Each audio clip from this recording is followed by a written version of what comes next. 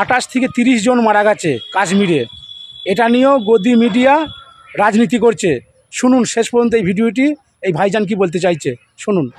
গতকাল কাশ্মীরের পহেলগাঁও একেবারে যে জঙ্গি হামলা হয়েছে, সেই জঙ্গি হামলাকে কেন্দ্র করে গদি মিডিয়া এবং বিজেপির আইটি সেল উঠে পড়ে লেগেছে সাম্প্রদায়িক দাঙ্গা লাগানোর জন্য। হ্যাঁ, ইতিমধ্যেই মানুষের মধ্যে মুসলিম বিদ্বেষী বিষ ছড়ানো হয়ে গেছে, ইসলামোফোবিয়া ছড়ানো হয়ে গেছে। গদি মিডিয়া এবং বিজেপির আইটি সেল রীতিমতো একেবারে সাম্প্রদায়িক বিষ জ্বালছে কাশ্মীরের জঙ্গি হামলা নিয়ে। জঙ্গিরা নাকি মুসলিম, জঙ্গিরা নাকি হিন্দুদের নাম দেখে দেখে প্যান্ট খুলে তাদের চিহ্নিত করে নাকি হিন্দুদের মারছে। এই সমস্ত আজগবি গাল গল্প এই চিটিংবাজ মিডিয়া আর বিজেপির আইটি সেল রীতিমতো করে বেড়াচ্ছে। আমি প্রথমে এই বিষয়ে আলোচনা করার আগে দুটো ভিডিও আপনাদেরকে দেখাবো, দুটো হিন্দু মহিলা কি বলছেন তাদের ভিডিও দেখাবো, তারপর আলোচনা করব। চলুন প্রথমে ভিডিও দুটি আপনাদেরকে দেখাই। मैसेज भी जाना चाहिए कि जो लोग बोले कि उन्होंने पूछा पहले कि आप हिंदू हो क्या, अगर हिंदू हो तो उन्होंने मारा और मुस्लिम को नहीं मारा। ये इंडिया में मैसेज जा रहा है, ऐसा नहीं है। मैं सुबह से कश्मीर में घूम रही हूँ, मैं एक हिंदू हूँ, लेकिन मुस्लिम भाई हमारे कंधों से कंधे मिला के हमारे साथ खड़े हैं और उनको ना हिंदू से खतरा हो रहा है ना हम लोगों को मुस्लिम से खतरा हो रहा है। ये सब उन लोगों को करना है और हमको भारतीय होने के नाते ये सब उनका जो इच्छा है कि यहाँ पे कश्मीर में लोग नहीं आना चाहिए, वो बताना चाहिए कि हर कश्मीरी वो हिंदू हो या मुस्लिम हो वो पर्यटकों के साथ है।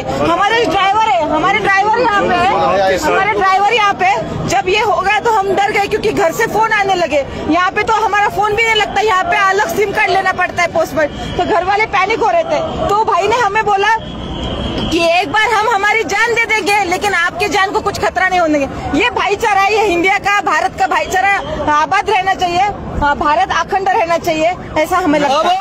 দেখলেন এই হিন্দু মহিলা যিনি কাশ্মীরে আছেন এই মুহূর্তে, যিনি একজন পর্যটক, তিনি সেখানে দাঁড়িয়ে কি বলছেন তার বক্তব্য আপনারা শুনলেন। আর একটা মহিলার বক্তব্য আপনাকে শোনাবো, শুনুন তিনি কি বলছেন। आपका क्या घूम गया था? नहीं, ये बैग घूम गया था, केस भी था, कैश था, आईफोन था, आईफोन था, केस था।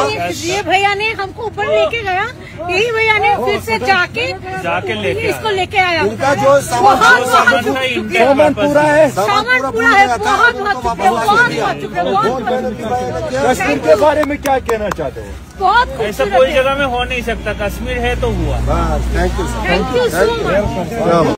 শুনলেন, যেখানে হিন্দুদেরকে সাপোর্ট করছে, সেভ করছে, তাদেরকে সাপোর্ট করছে, তাদেরকে সাহায্য করছে, তাদেরকে সুরক্ষা দিচ্ছে মুসলিমরা, কাশ্মীরি যুবকরা, সেখানে এই গদি মিডিয়া, বিজেপির আইটি সেল, এই চিটিংবাজ মিডিয়াগুলো যারা এই যে মিথ্যাচার করে সন্ত্রাসী ছড়িয়ে মিথ্যা, এরা হচ্ছে বড় সন্ত্রাসবাদ। এই যে মিডিয়া, মৌপিয়া নন্দীর মতো কিছু সাংবাদিক, মৌক রঞ্জন ঘোষের মতো কিছু সাংবাদিক, এবিপি আনন্দের কিছু সাংবাদিক, এরা আসলে তথ্য সন্ত্রাস করছে, এরাই হচ্ছে বড় তথ্য সন্ত্রাসী। এদেরকে গারদে পড়া উচিত। এই চিটিংবাজ মিডিয়াগুলোকে, বিজেপির আইটি সেল যেটা রীতিমতো চিটিংবাজি করছে, মিথ্যাচার করছে, মানুষের মধ্যে বিভাজন তৈরি করছে, এই সমস্ত আইটি সেল, এই সমস্ত মিডিয়া, গদি মিডিয়াগুলোকে আগে গ্রেপ্তার করা উচিত। কারণ এরা হচ্ছে সবচেয়ে বড় সন্ত্রাসী, এরা হচ্ছে তথ্য সন্ত্রাসী, তথ্য সন্ত্রাস করছেন, এরা হচ্ছে মিথ্যাচার করছেন। আপনাদের একটা কথা বলি, তরুণ দত্ত বলে একজন ভাইয়ের সোশ্যাল মিডিয়ায় কমেন্ট একেবারে সোশ্যাল মিডিয়ায় ভাইরাল।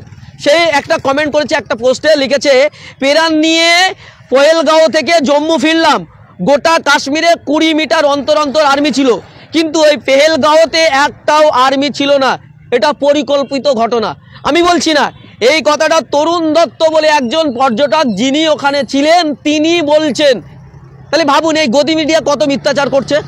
শুধু এখানেই শেষ নয়, আপনাদেরকে বলি, এই যে গদি মিডিয়া বলছে যে নাকি এদেরকে চেন খুলে দেখা হয়েছিল হিন্দু না মুসলিম, এদের পোশাক খুলে দেখা হয়েছিল হিন্দু না মুসলিম, দেখে তাদের নাম ধরে ধরে এদেরকে হিন্দু দেখে দেখে মারা হয়েছে। আচ্ছা, সেখানে সৈয়দ হোসেন শাহ সেখানে মৃত্যু হয়েছে, সৈয়দ হোসেন শাহকে তাহলে কেন গুলি করলো, তাহলে তাকে কেন মারলো?